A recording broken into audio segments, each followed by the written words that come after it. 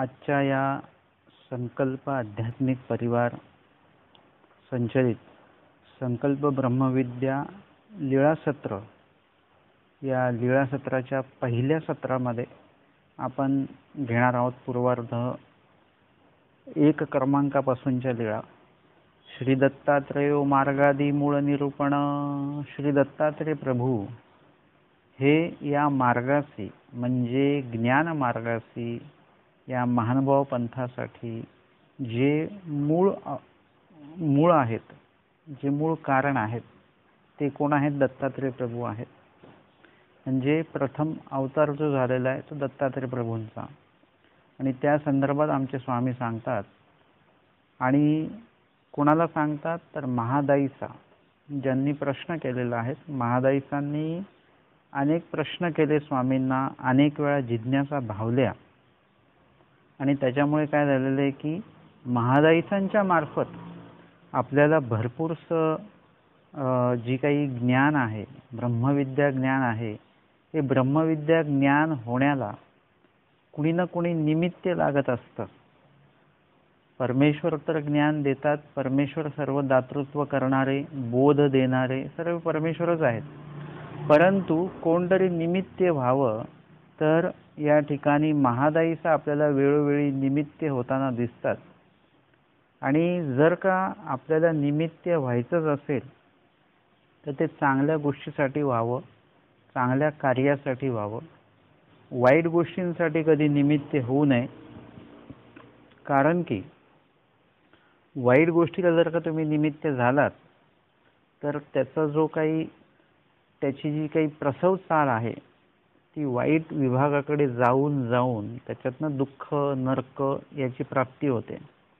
या उलट जर का तुम्ही चांगल्या कार्यासाठी जर का उपयोगी जात असाल, त्याची प्रतिकारणता, जे वाईट असतं, जे पापरूप असतं आणि त्याची जी चाल चालते त्याला प्रसव असं म्हणतात. आणि जे चांगलं आहे आणि त्याची जी काही चाल चालते त्याला प्रतिकारणता असं म्हणतात. या 2 गोष्टी लक्षात आल्या. चाल चालणे वाईटाची असेल तर प्रसव आणि चांगल्याची असेल तर प्रतिकारणता हा शब्द वापरला जातो. ती जी प्रतिकारणता वाढून परमेश्वराच्या स्वरूपापर्यंत तुम्ही पोहोचू शकता. म्हणून चांगलं कार्य आपण आपल्या आयुष्यामध्ये केलं गेलं पाहिजे. आपल्याकडनं तुम्हाला जर का वाटत असेल की आपल्याला देव झाला पाहिजे, तर त्यासाठी तुम्हाला चांगलं कार्याची सुरुवात तुम्हाला करावी लागेल. तुम्ही जर का वाईट कार्य करत असाल तर त्याच्यामुळे तुम्हाला देव भेटणं अवघड आहे. आणि म्हणून या ठिकाणी महादाईचा म्हणजे निमित्त, आपला विषय सुरू आहे की निमित्त होणं गरजेचं आहे. आमच्या महादाईचा निमित्त होत होत्या, आणि ते त्यासाठीच होत होत्या की त्यांच्या एका प्रश्नातनं आम्हाला अनेक प्रश्नांची उत्तरं नकळत त्या ठिकाणी भेटत गेली, ती लिहून ठेवल्या गेली. आणि म्हणून लीळाचरित्राची जी सुरुवात आहे, लीळाचरित्राच्या पहिल्या लीळेची जी सुरुवात आहे, त्या पहिल्या लीळेच्या पहिला जो शब्द आहे तो महादाईसांचं नाव आहे. ते बघा, लीळा सुरुवात होते महादाईसी प्रश्न केला. म्हणजे लीळाचरित्राची जी सुरुवात आहे त्याच्यामध्ये एका साध्वीचं नाव जे आहे ते सर्वात प्रथम तो शब्द इथे पहिला आहे, तिच्या नावाच्या माध्यमातनं. महादाईसांनी प्रश्न केला, जी जी या मार्गाशी कवन आदी. या मार्गाशी कोण आदी आहे, कोण मूळ आहेत? यावर आमचे स्वामी म्हणतात, बाई या मार्गाशी श्री दत्तात्रेय प्रभू आदी. मुख्य जे कारण आहेत ते दत्तात्रेय प्रभू आहेत.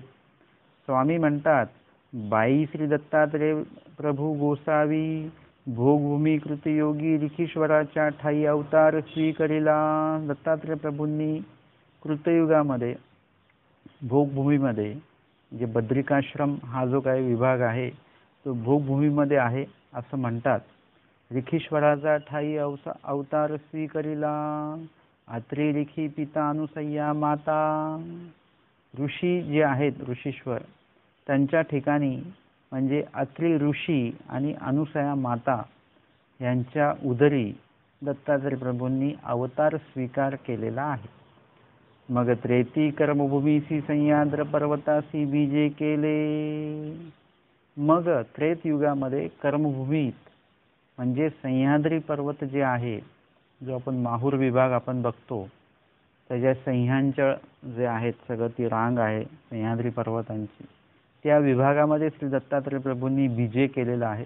बीजे करणे म्हणजे आले, बीजे करणे म्हणजे जाणे. गोसाव्यांसी जीव उद्धाराव्याची प्रवृत्ती आणि परमेश्वर अवतार हा मुळातच जीवांचा उद्धार करण्यासाठी होत असतो.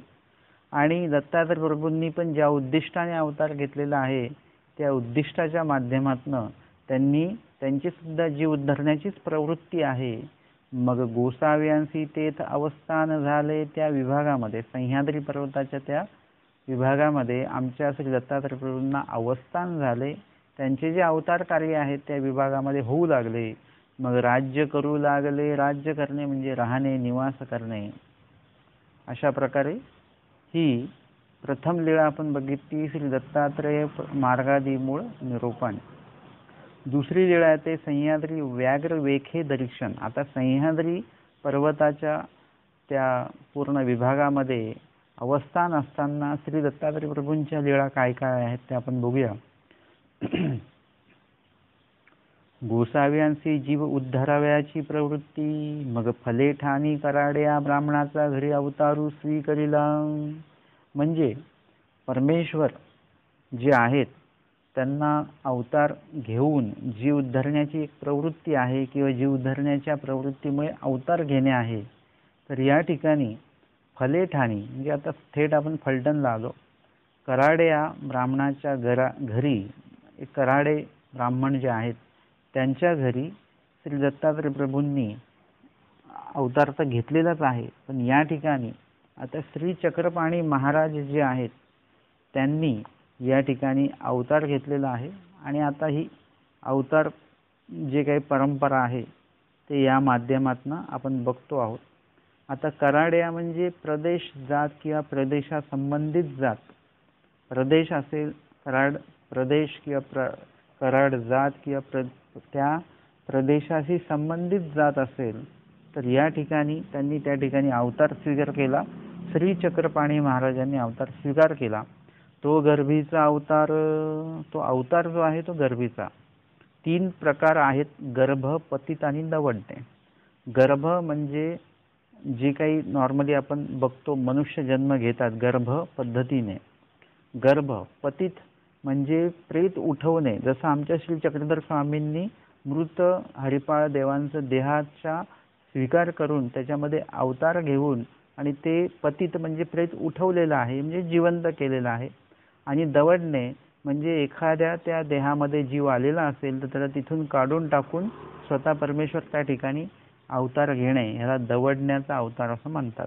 गर्भ, पतित आणि दवडणे 3 प्रकारे परमेश्वर अवतार घेतात. दत्तात्रय प्रभूंचा अवतार हा गर्भीचा आहे. श्री चक्रपाणी महाराजांचा अवतार हा सुद्धा गर्भीचा आहे. कृष्ण महाराजांचा अवतार सुद्धा गर्भीचा आहे. आणि गोविंद प्रभूंचा अवतार जो आहे तो दवडण्याचा आहे. आणि श्री चक्रधर स्वामींचा जो अवतार आहे तो पतित उठवणे. म्हणजे पहिले 3 अवतार जे आहेत एकदम सोपं लक्षात ठेवण्यासाठी, पहिले 3 श्री कृष्ण चक्रवर्ती महाराज, श्री दत्तात्रय प्रभू महाराज आणि श्री चक्रपाणी महाराज हे तिघही गर्भीचे अवतार आहेत. गर्भव्यवस्थेने त्यांनी अवतार स्वीकार केलेला आहे. आणि चौथे जे आमचे श्री प्रभू अवतार आहेत ते दवडण्याचे आहेत. गर्भ आणि दवडणे. आणि चक्रधर स्वामी जे आहेत ते पतित म्हणजे त्यांनी प्रेत उठवले. असे गर्भ, पतित, दवडणे असे 3 अवतार. आणि कोणी कोणी तसे अवतार घेतलेले ते आपण या ठिकाणी बघितलं. तो अवतार गर्भीचा म्हणजे चक्रपाणी महाराज हे गर्भीचे अवतार आहेत. श्री चांगदेवराळू गोसावी हे नाव स्वीकारले. श्री चांगदेवराळू गोसावी हे नाव त्यांनी स्वीकारलं. जनक नायकू पिता जनकाईसे माता. जनक नायक हे त्यांच्या पित्याचं नाव होतं, जनकाईसे त्यांच्या मातेचं नाव होतं. मग तेथ केती एक दिस राज्य केले. कितीतरी दिवस, कितीतरी वर्ष त्यांनी त्या ठिकाणी अवतार कार्य जे आहे ते केलेलं आहे, अवस्थान केलेलं आहे. गृहस्थ धर्म स्वीकारिले. त्यानंतर गृहस्थ धर्म म्हणजे सांसारिक जबाबदारी जी आहे ते त्यांनी स्वीकार केली. गोसाव्यांशी आणण्याची व्यवहाराची प्रवृत्ती. परंतु ते करत असताना सानेयाची व्यवहाराची म्हणजे खास त्याच्यामध्ये जे काही आवड त्या संसारामध्ये व्यवहारामध्ये ती त्यांची नव्हती. एकदम अलिप्त असून ते कार्य करत होते. पिता दोन्ही अप्रोक्ष झाली. माता आणि पिता म्हणजे जनक नायक आणि जनकाईसे हे पुढे काही दिवसांनी अप्रोक्ष झाली म्हणजे सरले. ते माता पित्याचे श्राद्ध आले, मग श्राद्ध आलं माता पित्यांचं. ब्राह्मणाक शेणू देऊनी आले आणि ब्राह्मणांना त्यांनी निमंत्रण वगैरे ते देऊन आलेले आहेत. आणि तदनंतर मग वाटेयावरी भूमियेसन, मग ओट्यावरी म्हणजे हा सगळा विधी संपन्न होतो आहे. मग स्वामींनी प्रवृत्ती स्वीकारल्या, 3 प्रवृत्त्या स्वीकारल्या श्री चक्रपाणी महाराजांनी. ओट्यावरी भूमिशयन म्हणजे ओट्यावर झोपायचं, वांग नेमू ओट्यावर झोपायचं, आणि मौन वांग नेमू म्हणजे मौन वाचेवर नियंत्रण ठेवणं म्हणजे अनावश्यक बोलायचं नाही. आणि ब्रह्मचर्य म्हणजे ब्रह्मचारी राहायचं. हे तिन्ही स्वीकारली, हे तिन्ही त्यांनी प्रवृत्त्या स्वीकारल्या. ब्राह्मणांना शेणू देऊन आलेले होते म्हणजे आमंत्रण देऊन आलेले होते. आणि मग ते ब्राह्मण त्या दिवशी आले असतील, श्राद्ध केले. अखवा लोकू जेविला, अखवा म्हणजे अवघा म्हणजे सर्व लोक जेविले त्या दिवशी श्राद्धाच्या दिवशी. मग गोसाव्यांची आरोगणा झाली. आमच्या स्वामींना श्री चक्रपाणी महाराजांना भोजन झालं, पहुड झाला. पहुड होणे म्हणजे झोपणे, उपहूड म्हणजे होणे म्हणजे उठणे. आता हे मगाशी आपण प्रसव आणि प्रतिकारांता हे 2 शब्द बघितले. आता इथे पहुड म्हणजे झोपणे, उपहूड म्हणजे उठणे. त्यानंतर आरोगणा म्हणजे भोजन, पीडाहरण म्हणजे दुपारचं जेवण, व्याळी म्हणजे संध्याकाळ जेवण, उदक म्हणजे सकाळचा नाश्ता, उष्णोदक म्हणजे चहा. असं हे जे काही शब्द आहेत हे शब्द या ठिकाणी आपण बघितले. गोसाव्यांशी पहुड झाला म्हणजे झोपले आमचे स्वामी. गोसाव्यांशी राणी पुफवंती झाली होती ते दिसीची नाली, मग विडा घेऊन आली. विडा ओळगविला आणि रती मागो आदरली म्हणजे त्यांच्या ज्या पत्नी आहेत ते त्या ठिकाणी शरीर संभोग घेण्यासाठी त्या ठिकाणी आलेले आहेत. गोसावी रती नेदिती म्हणजे आमच्या स्वामींनी ब्रह्मचर्य व्रत स्वीकारलेलं असल्यामुळे त्यांनी रती देत नव्हते म्हणजे त्या प्रकारचे जवळीक करत नव्हते. आणि मग त्यांनी खूप आग्रह घेतला. स्वामींनी बहुत निराकरण केलं, परितीये निराकर्तीची ना म्हणजे ते ऐकायला तयार नाही. मग तेही म्हटले रती नेदा तरी प्राणिया एकू वाटू पाहतू असे त्याचा प्रतिवाव घडेल. जर का तुम्ही रती दिली नाही तर प्राणिया म्हणजे जन्म घेणारा जो जीव आहे तो वाट बघतो आहे. आणि जर का तुम्ही तसं नाही केलं तर प्रत्यवायूचे नरक होतील असं त्या म्हणतात. आता त्यांना काय माहिती, हे परमेश्वर अवतार आहेत, त्यांना कुठले नरक आणि काय वगैरे. परंतु अज्ञान असल्यामुळे त्यात तिचीही काही दोष तसा नाही. परंतु मग श्री चक्रपाणी महाराजांनी रती दिली आणि मग आमचे स्वामी उदास झाले. म्हणजे संसारामध्ये जर का असाल तर ह्याच काही गोष्टी आहेत की त्या तुम्हाला त्या करायच्या आहेत. पुन्हा पुन्हा भाजी आणायची आहे, कमवायचं आहे, हे आणायचं आहे, ते आणायचं आहे, म्हणजे संसारामध्ये या गोष्टी चालूच राहतात. याच्या व्यतिरिक्त संसारामध्ये असं वेगळं काही नाही आहे. आणि म्हणून श्री चक्रपाणी महाराज हे उदास झाले. म्हणजे एकंदरीत ज्या ठिकाणी ते अवतार कार्य सुरू होतं आतापर्यंत मग तिथून उदास झाले. म्हणजे त्यांना ते ज्या उद्दिष्टाने त्यांचा अवतार झालेला होता जीवांचा उद्धार करण्यासाठी म्हणून, पण त्या पद्धतीचे जीव त्या ठिकाणी नसणार आहेत. आणि म्हणून उदास झाले म्हणजे आता तिथून बाहेर पडायचं त्या विभागातनं आणि जिथे कणवेचे जीव असतील त्यांच्यापर्यंत पोचून त्यांना कणवेचं दान द्यायचं. आणि म्हणून आमचे श्री चक्रपाणी महाराज उदास झाले. तयाचे पोटी अनुचित घेतले म्हणजे एका जीवाने आमचं ऐकलं नाही, त्याचं अनुचित घेतलं म्हणजे इथे कुणीही ऐकणारे नाही आहेत हे लक्षात घेतलं. आणि मग केतुल्या एका दिवसा कार्तिकी मासा माता पुरा पौहा निघाला. आणि मग किती एका दिवसाने कार्तिक मास म्हणजे आता अन्य लोकांमध्ये कसं असतं विशिष्ट महिन्यांना दिवसांना एक विशिष्ट विधी करायचे असतात. तसं आमका महिना आला की मग हा उपवास करा, तो उपवास करा, अमका विधी करा, तमका विधी करा. तसं कार्तिक मासामध्ये मग काहीतरी तीर्थयात्रा जर का घडली तर मग त्याचं लाभ गोमटं दुप्पटने मिळतं, असं काही त्यांच्यामध्ये आहे. त्या दृष्टीने त्यांनी मग काय तिथला जो जनविभाग आहे त्यांनी कार्तिकी मासा मातापुरा पौवा निघाला. मातापूर म्हणजे माहूरसाठी, पौवा म्हणजे यात्रा निघाली. मग गोसावी तेन्हेची निमित्ते पव्या सरिसे बीजे केले आमचे श्री दत्तात्रय प्रभूंपासनं.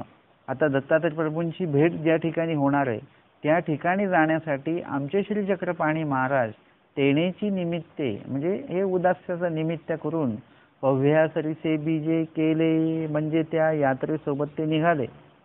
पेणो वेणा पौहा मातापुरा पावला. आणि पेणो वेणा म्हणजे मुक्काम दर मुक्काम करत तो जो पौवा आहे म्हणजे ती यात्रा जी आहे ती मातापुरा पौवा निघाला. आणि पेनो वेणा मग तो पौवा मातापूरला पावला म्हणजे पोहोचला. अवघा लोकी पेणी सी मात्रा स्नाने केली म्हणजे सगळ्यांनी मात्रा स्नान केलं तिथे पोहोचून. म्हणजे कसं, एक तर मुक्कामाच्या ठिकाणी पोहोचून मात्रा ठेवल्याबरोबर स्नान करणे त्याला मात्रा स्नान बोलतात. मात्रा म्हणजे साहित्य, आणि ते ठेवायचं आणि मग लगेच स्नान करायचं तिथे. किंवा मुक्कामाच्या ठिकाणी पोहोचून गावात न जाता गावाबाहेर मात्रा ठेवून स्नान करणे, मग तीर्थात जाणे. म्हणजे आधी स्नान करून मगच गावामध्ये त्या तीर्थक्षेत्राच्या त्या गावामध्ये प्रवेश करणे, आधी मात्रा बाजूला ठेवून मग स्नान करणे, ह्याला मात्रा स्नान असं बोलतात.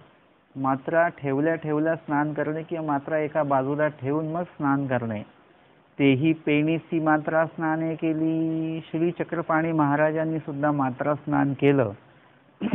अवघा लोकू घाटावरी निघाला.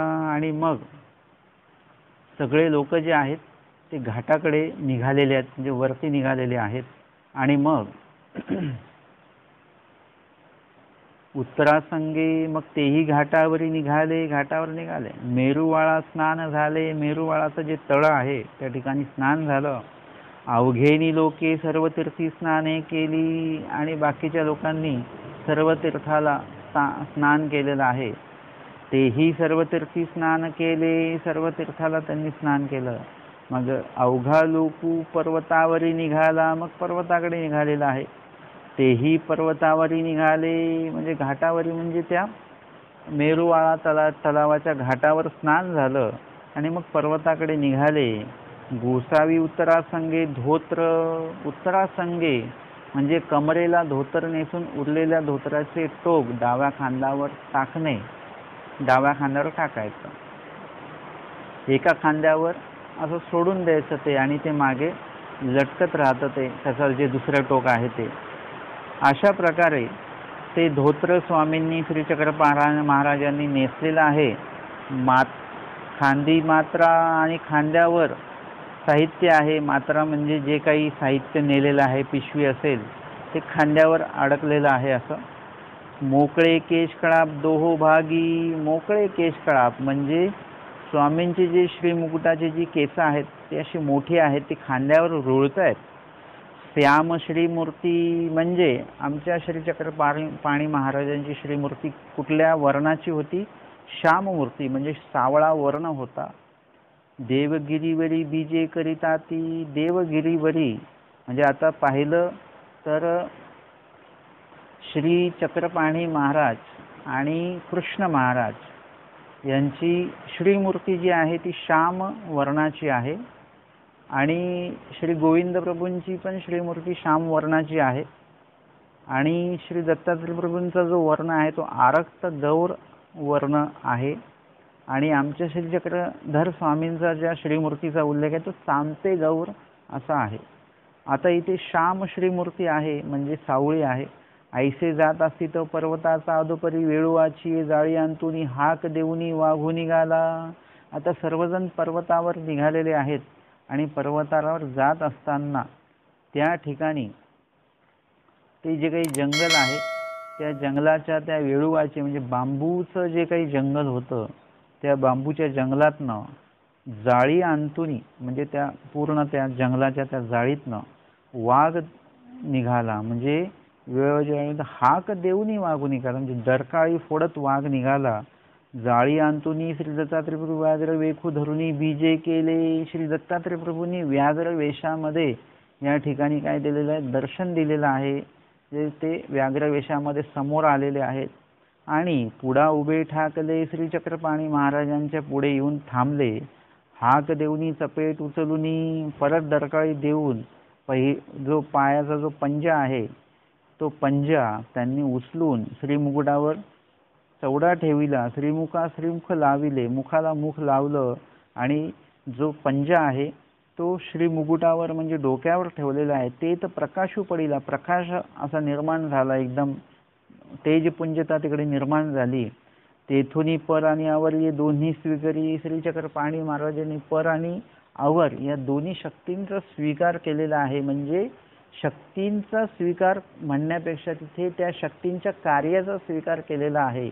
म्हणजे अधिकृतपणे त्यांनी तिथून ते कार्य करायला आरंभ केलेला आहे.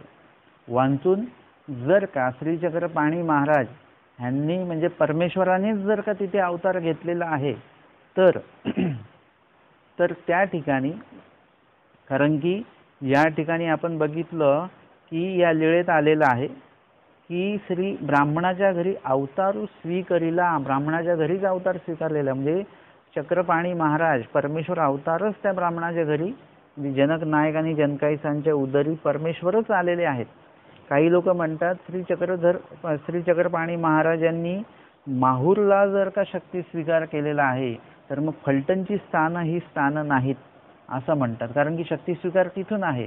परंतु लक्षात घ्या, अवतारच परमेश्वराने घेतलेला आहे लहानपणापासून, म्हणजे पोटात असल्यापासून. आणि इथे शब्द पण काय, गर्भीचा अवतार स्वीकारिला, म्हणजे गर्भातनच ते आहे, म्हणजे अवतारच आहेत, ते परमेश्वरच आहेत.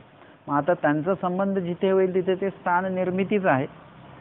त्यांच्या प्रवृत्तीने ज्या ज्या ठिकाणी प्रसन्नतेने त्या ठिकाणी जिथे ते अवस्थान करतील, थांबतील वगैरे, ते नमस्कारीच आहे, ते स्थानच आहे. आणि शक्ती स्वीकारानंतर काही लोक म्हणतात आधी शक्ती नव्हती, नंतर शक्ती आली. मुळात म्हणजे या ठिकाणी परमेश्वर स्वरूपाचा संबंध आला की त्या ठिकाणी स्थान निर्मिती होते. आणि परमेश्वराच्या प्रवृत्तीने त्या ठिकाणी जर का संबंध झाला तर तिकडे स्थान निर्मिती होते. त्यासाठी काही घाबरायची गरज नाही की शक्ती स्वीकारानंतर झालं अमकं टमकं वगैरे. तर या ठिकाणी फलटणची स्थानं ही स्थानच आहेत, कारण की परमेश्वर स्वतः तिथे अवतार घेऊन तिथे क्रीडा करत आहेत. म्हणून डोक्यामध्ये असं काही असेल कोणाच्या फलटणच्या स्थानांविषयी तर तसा काही गैरसमज बाळगू नका. आणि मग या ठिकाणी दत्तात्रय प्रभूंनी श्री चक्रपाणी महाराजांना पर अवर या दोन्ही शक्ती दिल्या हे म्हणणं चुकीचं ठरतं, कारण की ते परमेश्वरच स्वरूप असल्यामुळे, चक्रपाणी महाराज हे परमेश्वर स्वरूपच असल्यामुळे मुळातच परमेश्वर स्वरूप एक ज्ञानमय आहे, आनंदमय आहे. त्या ज्ञानाला कोणी वेगळं करू शकत नाही. का चक्रपाणी महाराज अज्ञानमय अवतरले आणि नंतर मग त्यांनी ज्ञान स्वीकारलं असं चालत नाही. परमेश्वर स्वरूप मुळातच ज्ञानमय आहे. तुम्ही म्हटले की पाणी आहे, त्या पाण्यामध्ये ओलावाच नव्हता, मग आम्ही त्याला ओलावा दिला. आता पाण्याला आपण ओलावा देऊ शकतो का? पाणी म्हटलं म्हणजे ओलच. तसंच परमेश्वर म्हटलं म्हणजे ज्ञानच. तिकडे स्वीकारायची काही वेगळी गरज नाही आहे. या ठिकाणी दोन्ही स्वीकारली म्हणजे दोन्हीचं कार्य तुम्ही स्वीकारलं. म्हणजे आम्ही ही सेवा स्वीकारली म्हणजे ती सेवा करण्याचा जो काही आत्तापर्यंत तुम्ही बंद होता ते सेवा करण्याचं कार्य तुम्ही आता स्वीकारलेलं आहे. ते कार्य तुमच्याकडे आहे. जसं आता मी मराठीत बोलतो आहे, मग मी म्हटलं की मी हिंदी बोलायचं व्रत स्वीकारलेलं आहे, म्हणजे मी हिंदी स्वीकारली का कुठून? नाही, हिंदी माझ्याकडे ऑलरेडी आहे, मला येते हिंदी, पण मी आता हिंदी बोलायचं कार्य सुरू करतोय आजपासून. म्हणजे हे काय झालेलं आहे की जे कार्य बंद आहे ते मी चालू करतो. तसं परमेश्वर स्वरूप आहे, त्यांच्याकडे पर आवर सगळ्या शक्त्या त्यांच्याकडे आहेत. तर या ठिकाणी त्यांनी काय केलेलं आहे की दोन्ही शक्तीचं कार्य आत्तापासून करायचं हा व्रत स्वीकारलं. पर आच्छादिले, पर म्हणजे परपैकीचं जे कार्य आहे, जे पर आणि आवर आता तुम्हाला हेच माहिती नसेल तर त्याचं विश्लेषण आपण बघूया. 2 प्रकारचे कार्य आहेत, एक पर कार्य आणि एक आवर कार्य. पर म्हणजे परमेश्वर पैकीचं जे आहे, म्हणजे परमेश्वर प्राप्ती करवणे वगैरे. पर म्हणजे तुमचे जे 90 जापे पुरवणे हे पर कार्यामध्ये येत नाही बरं का, ते आवर कार्यामध्ये येतं. आता हे 2 जरी भाग तुम्हाला कळले ना तर तुमचे सहेतुक विडे वाहनं तुमचं पहिले बंद होईल. पर म्हणजे परपैकीचं, परमेश्वरा संबंधित आपण जे करतो याच्यामध्ये आपली योग्यता, अधिकार, कणव वाढणार आहे.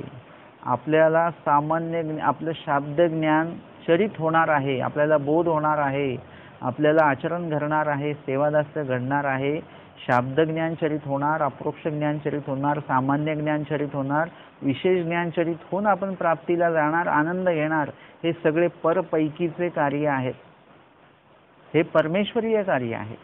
जेवढे काही वचनांमध्ये दिलेले जे विधी आहेत ते जे आपण करतो ते सर्व परपैकीचं कार्य आहे, परमेश्वराकडे जाण्याचा सगळा मार्ग आहे तो.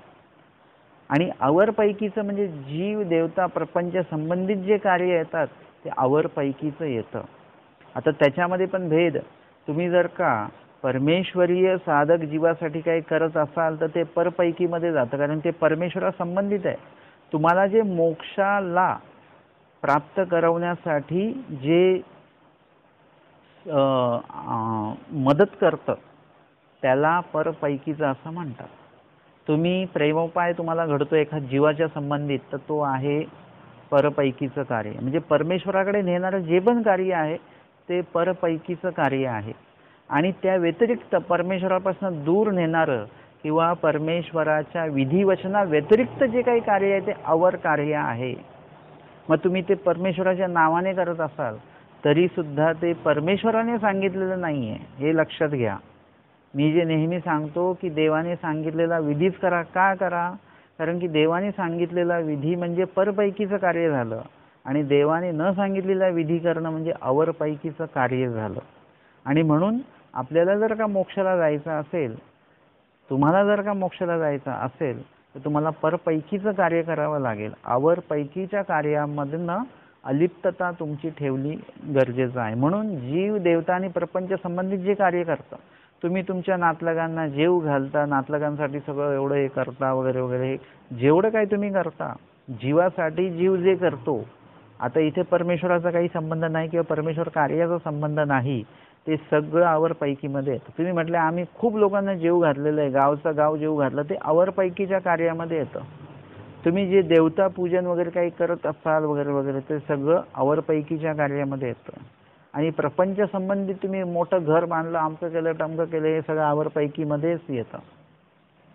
आणि म्हणून पर आणि आवर म्हणजे, आवर म्हणजे जीव देवता प्रपंच संबंधित परमेश्वर जे दातृत्व करतात ते आवर कार्य, आणि जे परपैकीचं जे कार्य आहे ज्ञान देणे, प्रेम देणे, प्राप्ती देणे, सेवादास्य घडवणे वगैरे वगैरे, हे सर्व परपैकीच्या कार्यामध्ये येतं.